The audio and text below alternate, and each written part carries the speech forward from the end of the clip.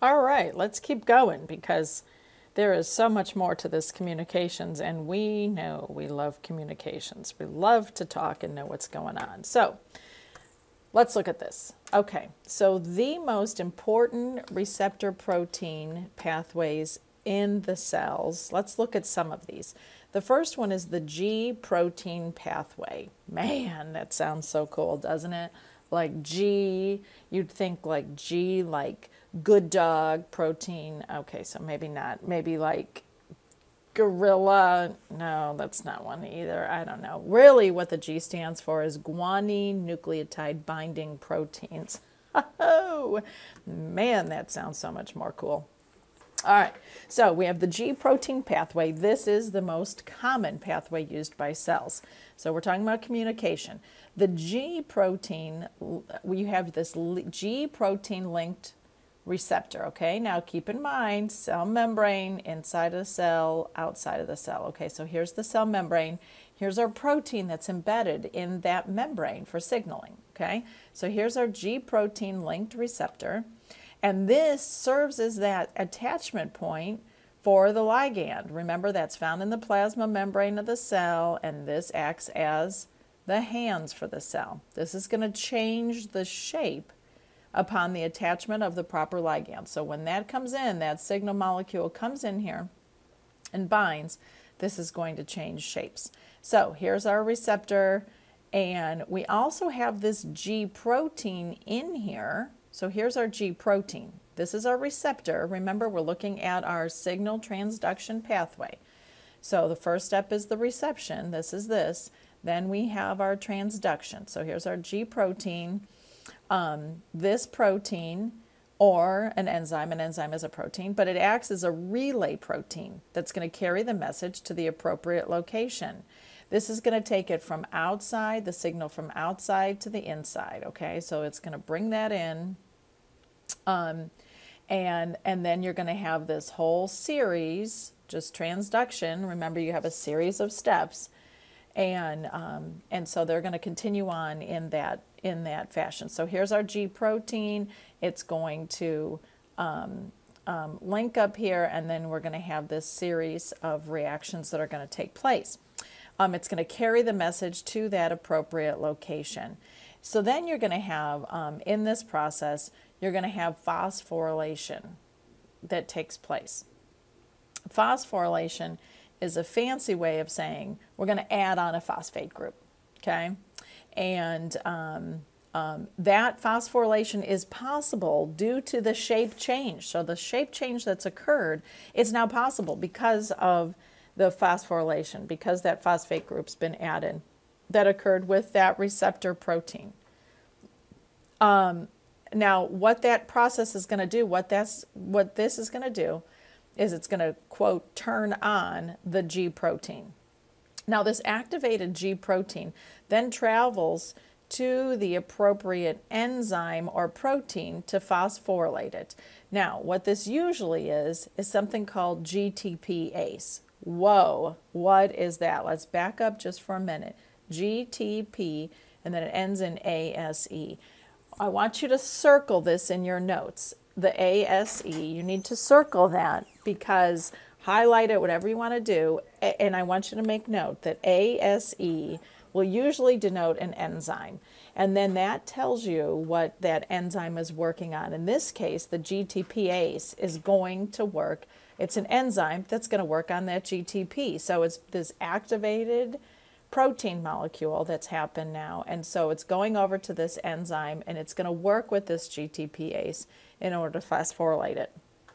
So you can see what goes on, a very simplified form. You have this signal molecule that comes into and then changes the shape of that receptor molecule that's embedded in the cell membrane, activates this this molecule, this GTP, or the GTP that's going to transfer over to the enzyme.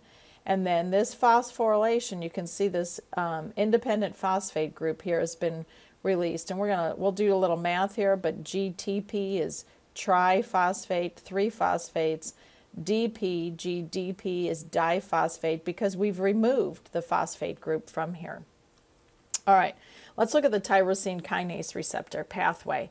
This pathway, very important. All of them are important, but this one's very important in the growth or emergency repair. This is going to happen most of the time when you need growth or repair. Now look at how many receptors you have here. There's lots because we have to have a rapid response here. If you get a cut, you don't want it to take a long time to heal. You want it to take to happen quickly. So again, here's our cell membrane. Here's our integral protein that's embedded in here, and here's that signal molecule binding site. So the molecule is going to bind in there, change the shape, and then send it off to these proteins, and there's going to be a whole series of reactions that are going to take place. All right? In this case, with the tyrosine kinase receptor, again, there's ACE, so that's telling you what? You should write on there that that's the enzyme, okay? And so you have 6 of these that are activated. All right? All of these are going to have activation occur. So it acts as a catalyst for these rapidly activating relay proteins. There's 6 at a time. So in repair, you need to get the processes going quickly, because the more quickly that they can occur, you're going to minimize the amount of cell death or tissue death in the process. All right, now we have intracellular reception. So that's within. So the intracellular receptors, these are receptors that are mainly for receiving hormones and steroids. And so steroids are a type of a lipid, and since they're lipids, they don't need receptor proteins on the cell membrane. So they're just going to travel right through the cell membrane. They travel into the cell by diffusing across the phospholipid bilayer. And remember, it's that word diffusing, so would that be active or passive transport? Right next to in your notes, I want you to write where it says diffusing, I want you to write in there passive transport. All right. Okay. Now, and so they don't need receptor proteins. They just diffuse into the cell. These are also known, and I want you to highlight this one. This is a big one, because these terms, when I tell you that they're used interchangeably, that's what they are. This is also called a transcription factor, and it usually they usually start the making of the messenger RNA within the nucleus. So right here, we've gone into the nucleus. We're going to make messenger RNA. I promise you I'm going to tell you all about that with transcription, translation, and protein synthesis. But just stick that in your mind, that messenger RNA, these are called transcription factors that start that process. All right, let's move into the cascades. The protein kinase cascades. Kinases turn on processes by phosphorylating the molecule. Oh my gosh, that sounds so cool if you just say that. And so the kinase turns on the process by, let's make this simple, by phosphorylating, by adding a phosphate group to the molecule. So where it says phosphorylating, put add phosphate group in your notes, okay? And so that's what it's doing. They turn on the process. It's kind of like putting a key in a lock, okay? So that's in there now. Now we can start the process. The point of the cascade, the whole point of this is to amplify the signal. It needs more of the signal. And it keeps the cell from making excess ligand signals. This is going to be real important. You're going to see why we have to shut this off at some point. We only need one molecule to start this. Yay! Because if we needed lots, we need to be able to conserve energy and materials. So by only needing one, we are able to conserve that. So each step in here amplifies the signal.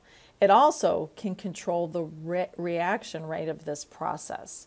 And so it's going to activate, it's going to amplify it, it's going to make it more intense as it goes along here, and it's also going to be able to control it.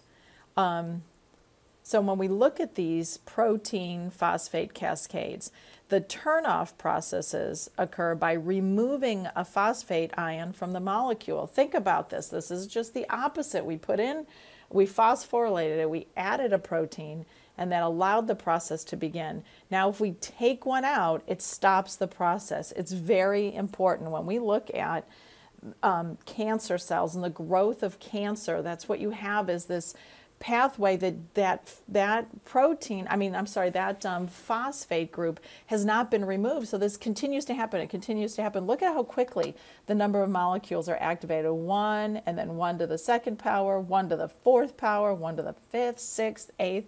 Very, very rapidly this is occurring. And so there has to be a process to shut this off.